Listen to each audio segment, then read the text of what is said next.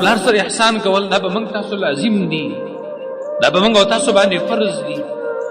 انسان به د مور او پلار سره احسان کوي، د هغې سره به په څه طریقه باندې تعامل کوي، هغه سره به په څه طریقه باندې زندګي تېروي. او دا دومره ضروري خبره ده قرآن کریم کې اول الله سبحانه وتعالی خپلې بندګۍ ته ترغیب ورکوي او بیا د مور او پلار سره د احسان ته ترغیب. دا خبره الله قرآن کې ډېرو ځایونو کې کړې ده. وقضا ربک الا تعبدوا الا ایاه. الله دا فیصله کړې ده، دا د الله فیصله ده چې د الله نه ما سوا به د بل چا عبادت او بندګي نشي کېدلی. او وروسته ورپسې الله فرمایلی دي وبالوالدین احسان، د مور او پلار سره به مې احسان کوي. ووصینا الانسان بوالدیه احسان. الله د دې خبرې وصیت دي انسانانو ته کړی چې انسانانو د مور او پلار سره مې احسانونه وکړي. مور او پلار په مخ کې د اوف کلمه مه استعمالوه. مور او پلار ته کنځل هم مه کوه، مور او پلار ته سختې خبرې هم مه کوه. ولا تقل لهما اف ولا تنهرهما وقل لهما قولا کریما. نرمه وینا ورته. الله سبحانه وتعالی د مور او پلار احسان ته ترغیب ورکړی او دا خبره الله په دې قرآن کې هم کړې ده. او حدیثو کې د الله نبي دې ته ډېر ترغیب ورکړي، تر دې چې ډېر انسانان به راغلل د الله نبي د به اجازت طلب کړه چې د الله رسول جهاد ته موږ در سره ځو.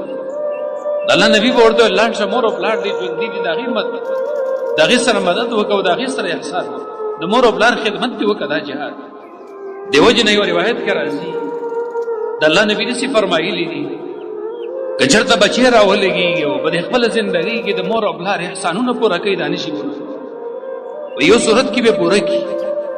که چېرته د پلار یې غلام دی غلام او دا بچی راولګي د خپل پلار د غلامۍ نه آزاد، مور یې په غلامۍ کې د وینځه ده او دا بچي ته دا پته ولګي چې دا مور مې وینځه ده او دا پلار مې غلام دی او دا د چا په غلامۍ کې راغلی دی.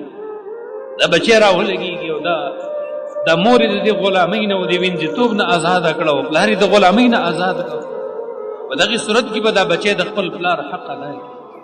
نور کو دا ټوله زندګي انسان به د پلار په خدمت کې مصروف کړي او د هغې په دې تابعدارۍ کې مصروف کړي. د مور او پلار په تابعدارۍ کې د هغې حقونه نشي ادا کولی.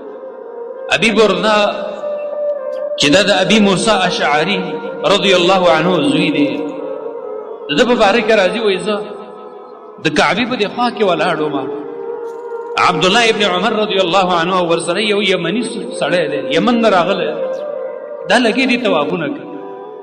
یمن نه چې کوم سړی راغلی دی د خپله مور هم د ځان سره راوستی ده، په دې شا باندې روانه ده او طواف کوي، د خپله مور یې په شا کړې ده او دا په دې طواف کې لګیا دي شعرونه هم وایي، دې طواف کې لګیا دي خبرې هم کوي او دا وایي چې زه د مور دپاره وښیم، دا مور مې ما په شا باندې کېنولې ده او زه تابع یم چې کوم طرف ته مې دا مور روان یم، د خوښۍ زور سره روان یم، خدمت یې کوم.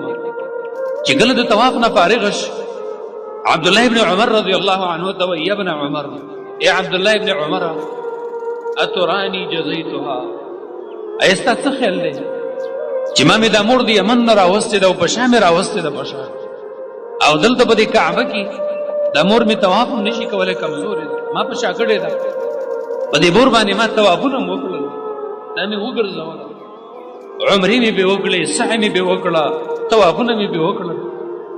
ای عبدالله ابن عمر ما به د دې مور حق ادا کړی که نه مې ادا کړی؟ ځکه د یمن نه مې راوستې ده په شا باندې، دلته مې د هغې ډېر خدمتونه وکړل.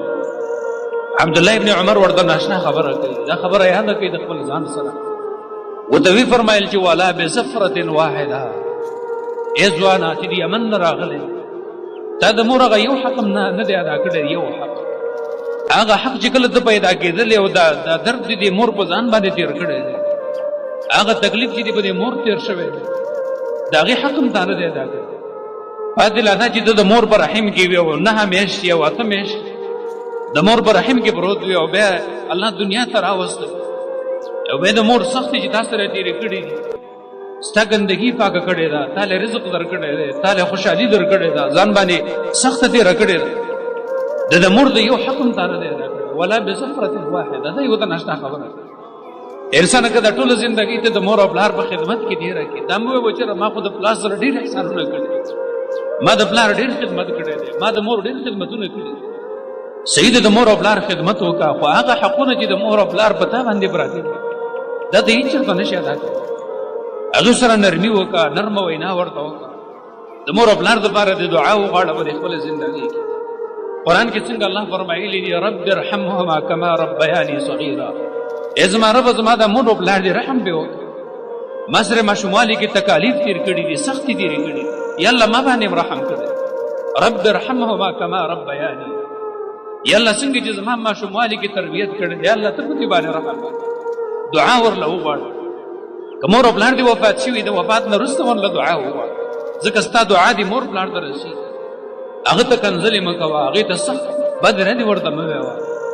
نو بعضې وخت کې احسان په داسې درجه کې دا احسان به تا لازمي او دا به در باندې فرض وي، دا در باندې لازمي وي لکه د مور او پلار سره احسان کوي. او دا به هم نه وایي چې پلاره ما به تا دا احسان کړی دی، دا احسانونه به در سره کوي. ډېر بچي راولګېږي مور او پلار ته دا خبرې ورته یادېږي، دا احسانونه په مور او پلار یادوي چې کور مې درله اخیستی دی او ګاډی مې درله اخیستی دی او دا کار مې کړی دا دی. کیدای شي تا له چې کوم دا رزق درکېدلی شي دا د مور او پلار د وجې نه الله ده. دا په هغې احسانونه مه کوه چې دا احسان مې در سره. بعضې وخت کې احسان به انسان باندې لازم شي او بعضې وخت کې به ورباندې فرض شي، لکه د مور او پلار سره احسان کول، مور او پلار سره نیکي کول.